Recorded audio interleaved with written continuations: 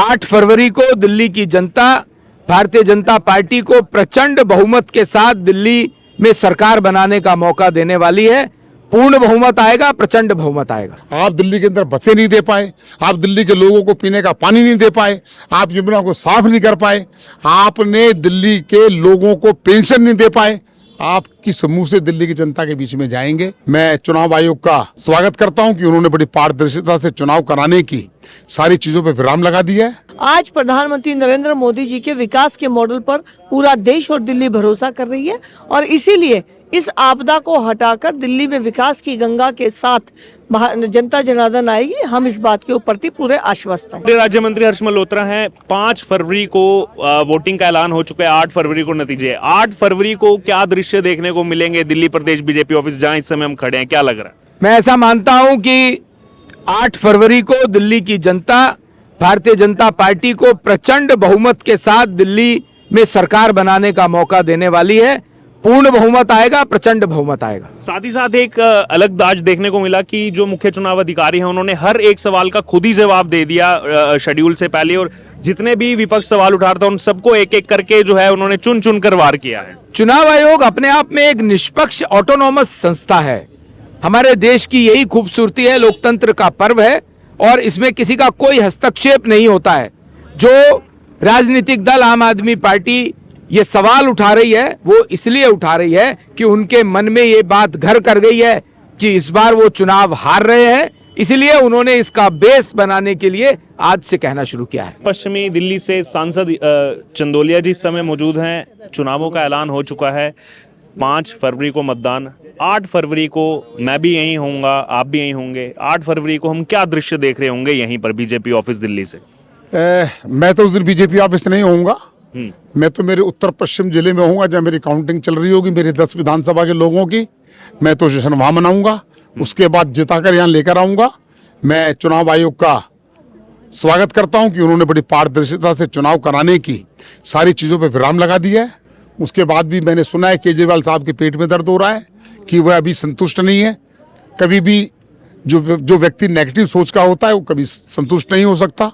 दिल्ली की जनता इस बार bye bye करने वाली है। 2015-2020 का जो मैनिफेस्टो था उस मैनिफेस्टो पर कितना काम किया।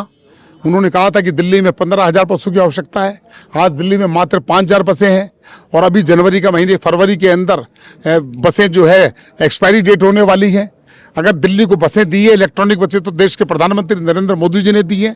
आप दिल्ली के अंदर बसें नहीं दे पाए, आप दिल्ली के लोगों को पीने का पानी नहीं दे पाए, आप यमुना को साफ नहीं कर पाए, आपने दिल्ली के लोगों को पेंशन नहीं दे पाए। आप किस मुंह से दिल्ली की जनता के बीच में जाएंगे? देश के प्रधानमंत्री ने कह दिया आपदा नहीं सहेंगे, बदल कर रहेंगे।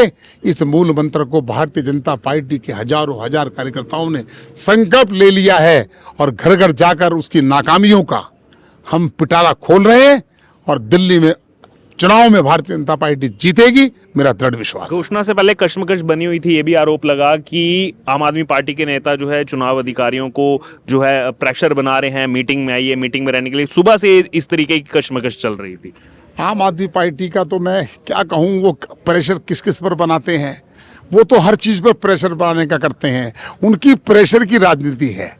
उन्होंने मंदिरों के पुजारी की बात हो या महिलाओं के सम्मान की बात हो, ये एक प्रेशर तो बनाया। कितने महिलाओं के अकाउंट से पैसे चले गए उसका कौन जिम्मेदार होगा?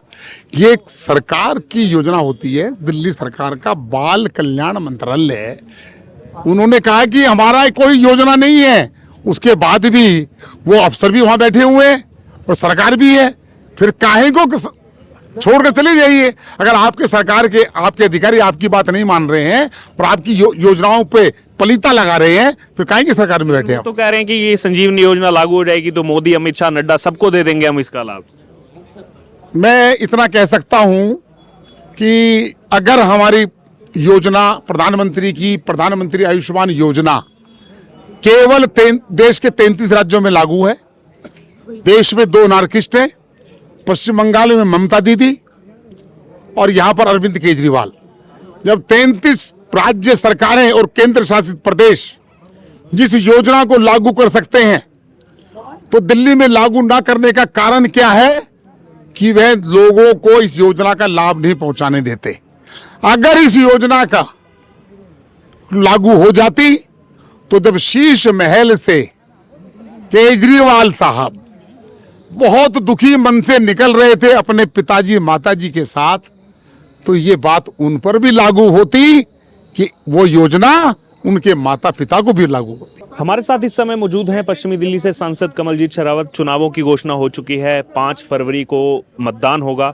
8 फरवरी को क्या हम रिजल्ट एक्सपेक्ट कर रहे हैं? आज बीजेपी ऑफिस में हम मौजूद हैं। 8 फरवरी को यहाँ पे क्या दृश्य देखने को मिलेगा? भारतीय जनता पार्टी की विकास की धारा को आज पूरा देश महसूस कर रहा है और अब दिल्ली की जनता भी भारतीय जनता पार्टी को अपना आशीर्वाद देगी और अगली 8 तारीख को भारतीय जनता पार्टी का मुख्यमंत्री दिल्ली में होगा। जनता जनार्दन हमें पूरा आशीर्वाद देगी, मैं इस बात के प्रति पूरी विश्वासस्त हूँ। लेकिन आम आदमी पार्टी लगातार ये सवाल उठा रही है कि आखिरकार दूल्हा कौन है बीजेपी की तरफ से। वो बार बार अब वो पूरा पोस्टर जो लड़ाई चल रही है कि इनका तो कोई दूल्हा ही नहीं है मैदान में, मतलब कोई सीएम का चेहरा ही नहीं है, तो ये कैसे आएंगे? आम आदमी पार्टी के मुख्य नेता अरविंद केजरीवाल जी आज मुख्यमंत्री की कुर्सी पर बैठ नहीं सकते हैं क्योंकि ऑनरेबल कोर्ट का ऑर्डर है कि वो सेक्रेटरीट नहीं जा सकते, फाइल साइन नहीं कर सकते, बल्कि प्राइवेट गारंटी उन्होंने दी है तब जाके उन्हें कोर्ट से जमानत मिली है, तो वो भी मुख्यमंत्री नहीं बन सकते।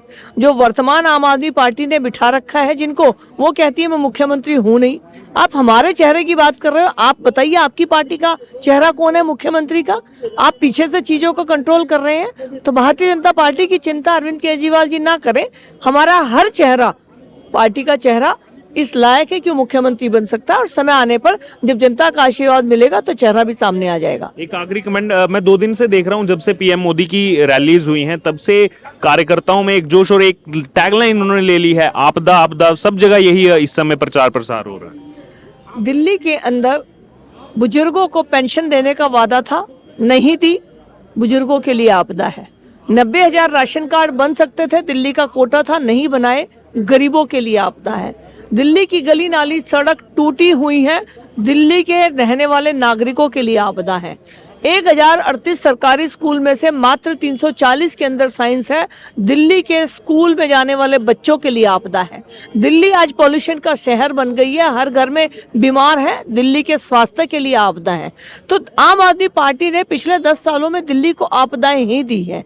आज प्रधानमंत्री नरेंद्र मोदी जी के विकास के मॉडल पर पूरा देश और दिल्ली भरोसा कर रही है और इसीलिए इस आपदा को हटाकर दिल्ली में विकास की गंगा के साथ जनता जनार्दन आएगी। हम इस बात के ऊपर पूरे आश्वस्त हैं। चुनाव आयोग की तरफ से दिल्ली विधानसभा चुनावों की घोषणा के तुरंत बाद हम दिल्ली भारतीय जनता पार्टी प्रदेश कार्यालय पहुंचे, जहां पर हमने केंद्रीय राज्य गृह मंत्री हर्ष मल्होत्रा से सबसे पहले प्रतिक्रिया ली और उसके बाद उत्तर पश्चिमी दिल्ली से भारतीय जनता पार्टी के सांसद योगेंद्र चंदोलिया से हमने प्रतिक्रिया ली और अब आखिर में हमने जो पश्चिमी दिल्ली से सांसद है कमलजीत शेरावत, इनसे हमने प्रतिक्रिया ली। तो सभी के सभी जो सांसद हैं बीजेपी दिल्ली के, वो इस समय थोड़े आश्वस्त नजर आ रहे हैं। खास तौर पर प्रधानमंत्री नरेंद्र मोदी ने जो बीते 5 दिनों के अंदर 2 बड़ी रैलियां की हैं और एक मंत्रा दिल्ली बीजेपी को दिया है कि आपदा को इस बार जो है नहीं सहेंगे, बदल करेंगे। उसने कहीं ना कहीं दिल्ली बीजेपी के कार्यकर्ताओं में एक अलग सा जोश जो है वो भर दिया। आप देखना होगा कि चुनावों का ऐलान जो है